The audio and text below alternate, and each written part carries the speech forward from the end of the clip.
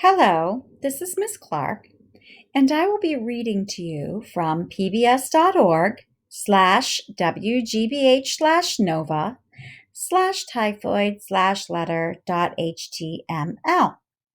What I particularly like about this site that we're looking at is you will see that the text we will be reading today has links that will fill in some background knowledge when we click on them of the context of this informational letter that we will be reading.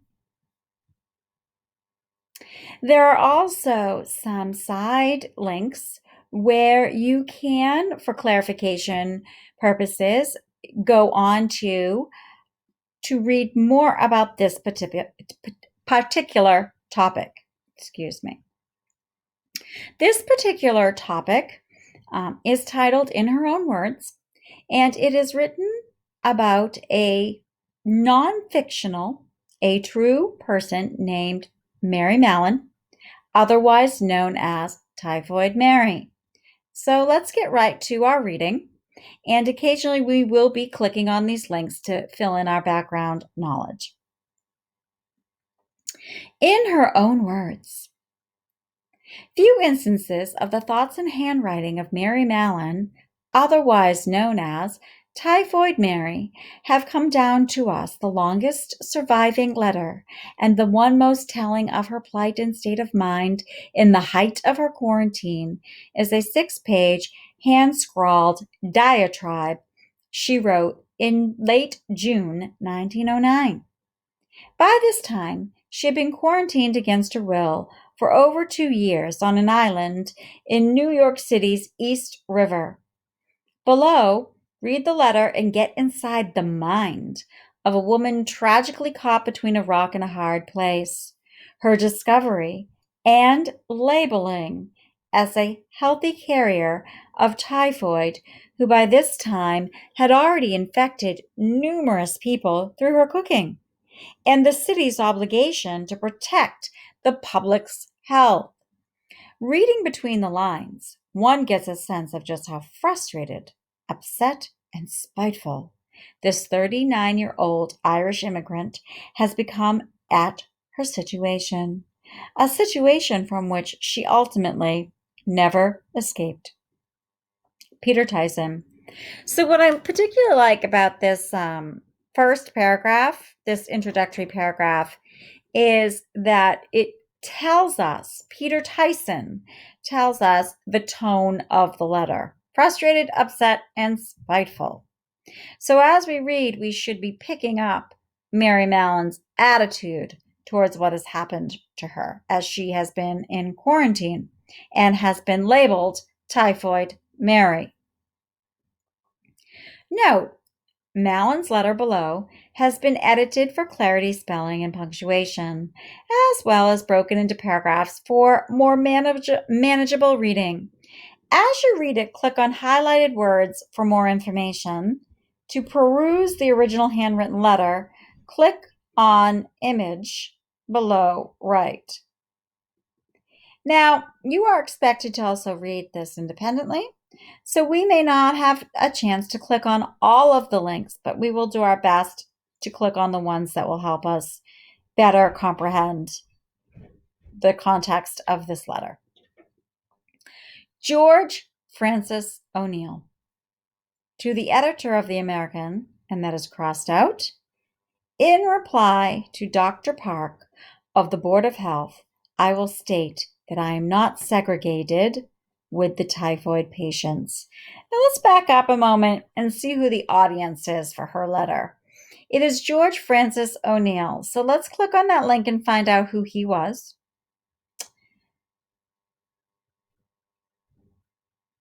Mallon originally wrote this letter to the editor of the New York American, which had first identified her as Typhoid Mary in a 2-page spread on June 20th, 1909. But she redirected it to O'Neill, her lawyer, to be used in his petition of June 28th before the New York Supreme Court to have her released from quarantine. So this is really interesting. So originally she was going to write this to a newspaper, and then she decided that she wanted to write it to her attorney, her lawyer, that he would read her perspective of her quarantine to the New York Supreme Court because she wanted to be released from quarantine. Now let's find out who Dr. Park is before we go any further. William H. Park, head of the New York Department of Health's bacteriology lab, was in charge of collecting stool and urine samples from Mallon to be tested for Salmonella typhi, the bacillus that causes typhoid. So now take a look at the person that has her in quarantine. His name is William H. Park, and he is the New York Department of Health, the head, the lead person. So he is not only trying to protect Mary Mallon, but he has an obligation to protect the people of New York, technically from Mary Mallon. So let's start over. In reply to Dr. Park of the Board of Health, I will state I am not segregated with the typhoid patients. There is nobody on this island that has typhoid. There was never any effort by the board authority to do anything for me excepting to cast me on the island and keep me a prisoner without being sick or needing medical treatment. When I first came here, they took 2 blood cultures, and feces went down 3 times per week, say Monday, Wednesday, and Friday, respectively, until the latter part of June. After that, they only got the feces once a week, which was on Wednesday. Now they have given me a record for nearly a year for 3 times a week. So let's see what this means that she's not sick. Mallon had typhoid microbes in her system and could pass them to others, making them ill with the disease. She claimed that she had never had typhoid fever herself, though she must have had at least a mild flu-like case of it to become a carrier. The idea that one could be a healthy carrier was new in the early 20th century, and one that Mallon never accepted throughout her life. So it's very interesting that this is a prevalent topic today, very current, that there are people who have COVID-19 that are simply carriers. They are what we call asymptomatic. They are able to give this virus to other people, but they themselves do not have any sickness. And Mary Mallon ends this paragraph by saying, they've given me a record. So between March 1907 and June 1909, Park's lab collected 163 stool samples or feces samples from Mallon, an average of more than 1 a week. More than a quarter of those samples and all urine samples tested negative for typhoid, fueling Mallon's skepticism of the procedure. But no expert today doubts that she carried and could spread typhoid bacteria. So Mary's feces did not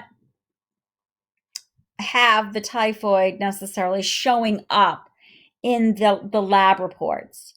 So she herself, by saying this, is questioning whether she really is a carrier.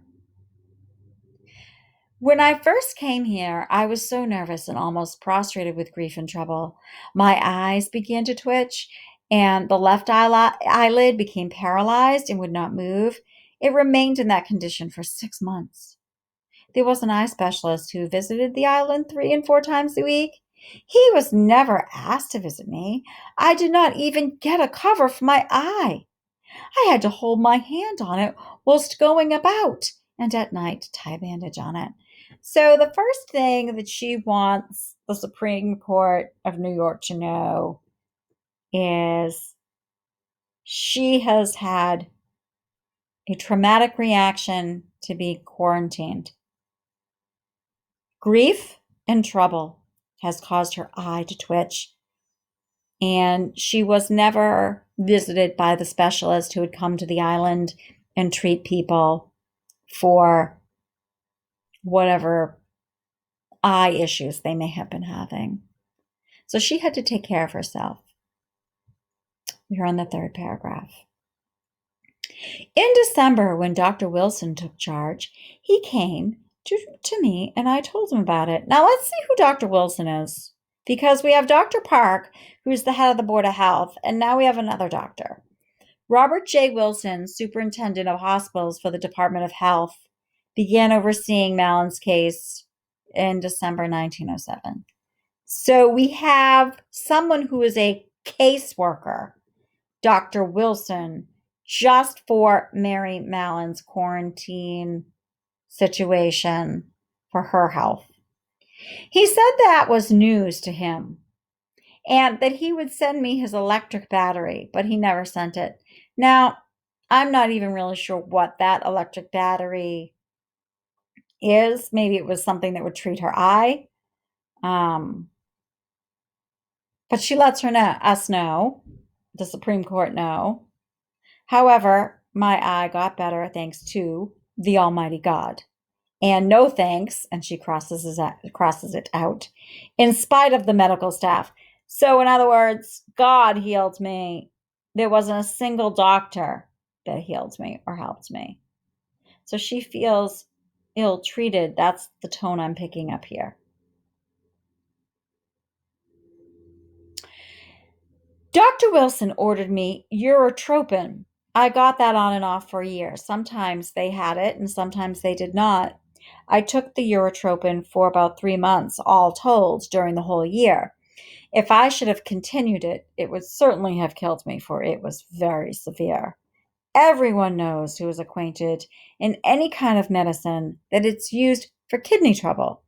So urotropin, let's see what this is, because I don't think it has anything to do with her eye. Urotropin, a urinary tract antiseptic, was one of a number of treatments Wilson and other Department of Health specialists prescribed in their ultimately futile attempts to rid Mallon's body of the Salmonella typhi. Antibiotics that would do so would not appear until about a decade after Mallon's death in 1938. So it appears to me that Dr. Wilson was trying to help her at this point feel better or get better or be healed from the typhoid. So urotropin was his prescription. And she said, man, that stuff was tough. It was so severe. It did a number on my body. It would have killed me. So in this portion of the letter, she's trying to help the Supreme Court of New York understand that she's been doing things that the doctors have asked her to do willingly to heal herself of the typhoid. When in January 1908, they were about to discharge me, when the resident physician came to me and asked me where I was going when I got out of here, naturally I said, to New York. So there was a stop put to my getting out of here. Then the supervising nurse told me I was a hopeless case. And if I'd write to Dr. Darlington and tell him I'd go to my sister's in Connecticut. Now, I have no sister in that state or any other in the U.S. Then in April, a friend of mine went to Dr. Darlington and asked him when I was to get away, and he replied, that woman is all right now, and she is a very expensive woman, but I cannot let her go myself. The board has to sit. Come around Saturday. When he did, Dr. Darlington told this man, I have nothing more to do with this woman. Go to Dr. Stu Deferred. So now we've got another doctor. Let's find out who Dr. Darlington is. Thomas Darlington was the city's health commissioner at the time. Let's find out who this supposed sister is. Born in Ireland in 1869, Mallon had immigrated alone to America at age 14. Initially, she lived with an aunt and uncle But when they died, she was left with no family in the States. And by the time she was apprehended in 1907, she had been working as a cook in upper-class New York homes for some years, unwillingly infecting people through her cooking. So this is interesting because they want to let her out in 1908. But when she says she's going to go back to New York, probably to become a cook again, they stopped her. They wouldn't let her out. And Dr. Darlington wants her to go to her sister's and live there instead of go to New York. Now, what Mary Mallon is telling us as her reader is, I don't have anybody's house to go to. I don't have any relatives in the United States. I do have a friend, but no relatives. So then Dr. Darlington is like washing his hands of this, and he says, I've nothing more to do with this woman. Go to Dr. Stu Deferred.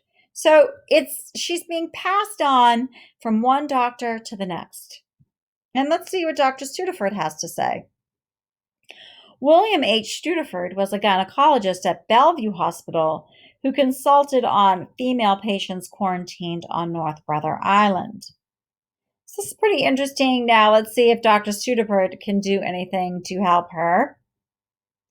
He went to that doctor and he said, I cannot let that woman go. All the people that she gave the typhoid to, so many deaths occurred in the family she was with. Dr. Stu Deferred said to this man, go and ask Mary Mallon and inveigle her to have an operation performed, to have her gallbladder removed, and I'll have the best surgeon in town to do the cutting.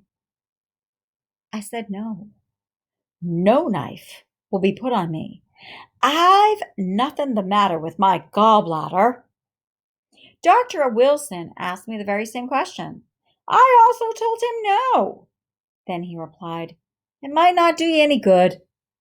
Also, the supervising nurse asked me to have an operation performed.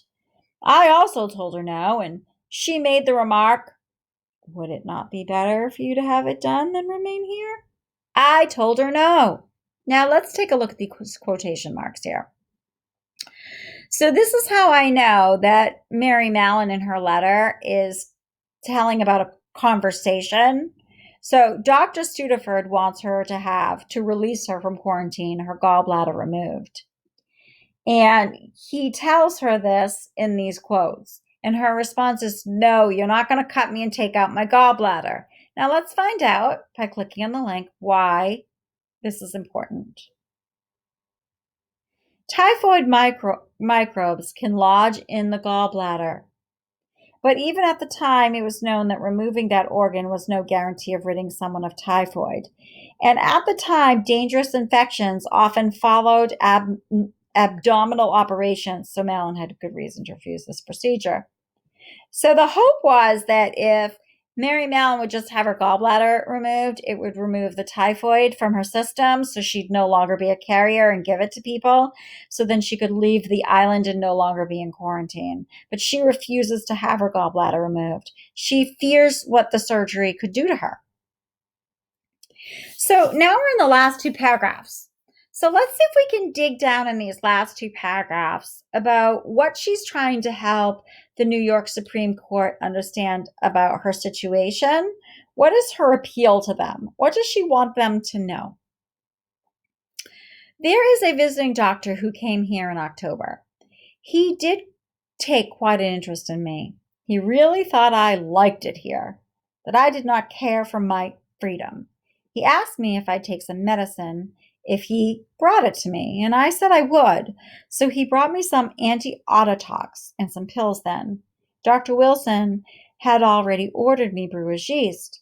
At first I would not take it, for I'm a little afraid of the people, and I have a good right, for when I came to the department, they said they were in my intestinal tract. Later, another said they were in the muscles of my bowels, and latterly they thought of the gallbladder. So you can see in this paragraph how Mary Mallon is trying to tell the Supreme Court, I've done everything they've asked me to do, from taking brewer's yeast to autotox to pills. I won't have my gallbladder removed because the operation could be dangerous. It could kill me. But I look at all the things I have done. I took the brewer's yeast. I didn't want it at first, but then I did. So I've done the things you've asked me to do. I have been, in fact, a peep show for everybody. Now, wait a minute. We need to understand what a peep show is. In a circus, if you go to the peep show, you are going to see the person, the animal, the thing behind the curtain that is amazing, that you want to stare at because it is perplexing. For example, let's say there's a two-headed snake behind the curtain in the glass that you can stare at and go, wow, a two-headed snake? How did that happen? Or let's say there's a person sitting on a stage that is has a really large hump on their back, and they look curious or strange to view. And so peep shows are not complimentary. Peep shows are people want to stare and study and think about perplexing scientific or what seems beyond the explanation of science matters. So her last paragraph is her telling the New York Supreme Court, I am simply a circus show for people to look at me and study me. Even the interns had to come to see me and ask about the facts already known to the whole wide world. The tuberculosis men would say, there she is, the kidnapped woman. Now, kidnapped woman is an analogy also here for us to understand that even specialists in tuberculosis look at her as somebody who's been pulled, stolen out of her life, and placed in a captive situation. So Mary Mallon is communicating to the Supreme Court through this letter that she's written to George Francis O'Neill that she wants her attorney to read to the Supreme Court, that yes, I have been stolen from my life, and even the men who have studied tuberculosis see me as someone who has been stolen from their life. Dr. Parks has had me illustrated in Chicago. I wonder how the said Dr. William H. Park would like to be insulted and put in the journal and call him or his wife Typhoid William Park. Mary Mallon. So let's figure out this last bone of contention that she has, this last issue she has with Dr. Park. He has illustrated her in Chicago. In June 1908, at the annual meeting of the American Medical Association, William Park had presented a paper on typhoid carriers in which he described Mallon's case, though he did not name her.